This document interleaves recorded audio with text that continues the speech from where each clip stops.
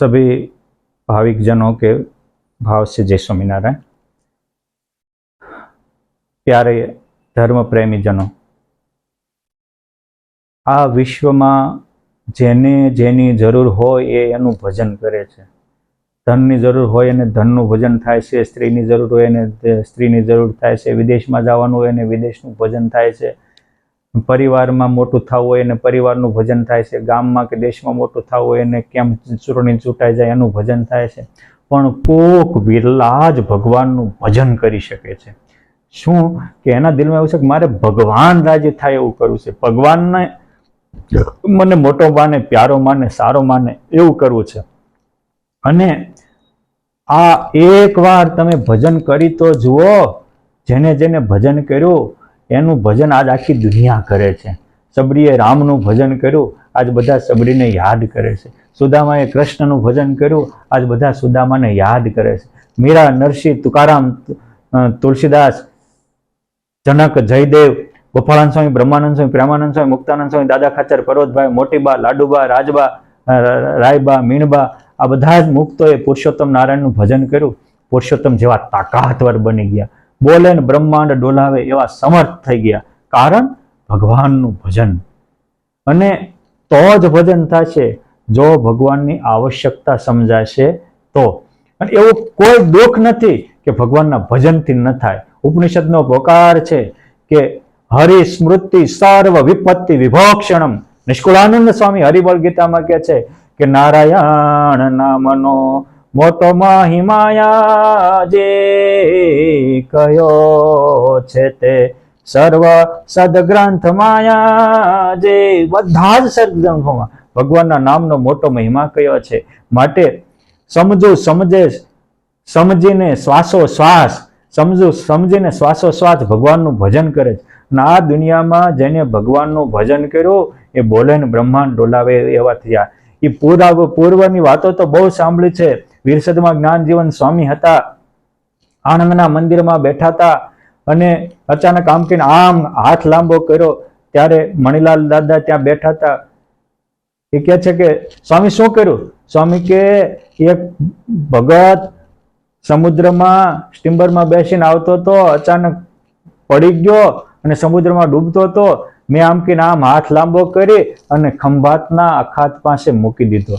તમે વિચાર કરો, ખંભાતમાં અરે આણંદના મંદિરમાં બેઠેલાને એક ભક્ત યુવાન સમુદ્રમાં પડે એ દેખાય અને આમ અહીંથી હાથ લાંબો કરે અને સમુદ્ર સુધી મધદરિયો લાંબો થાય અને આમ હાથ કરે ત્યાં સમુદ્રના કાંઠે આવી જાય। આ તાકાત ભજનની છે, આ તાકાત ભજનની છે। રાજકોટના જોગી સ્વામી ત્યાં રાજકોટમાં બેઠા હોય અને એના સેવક વિહારીને કે વિહારી વિહારી જલ્દી તું अमेरिका डलास में धीरूभाई ने फोन कर। शू ताकि एमनु घर हळग्यु छे, ए एमना जॉब उपर छे, एनो दीकरो नानो घर में हळगी जाय छे। क्या राजकोट ने क्या अमेरिका नो डलास सिटी। अहींया आवता तक आ भगवानना भजनथी व्यक्ति निरावरण दृष्टिने पामे छे। भगवानना भजनथी व्यक्ति अनेकना उगारवानी शक्ति पामे छे।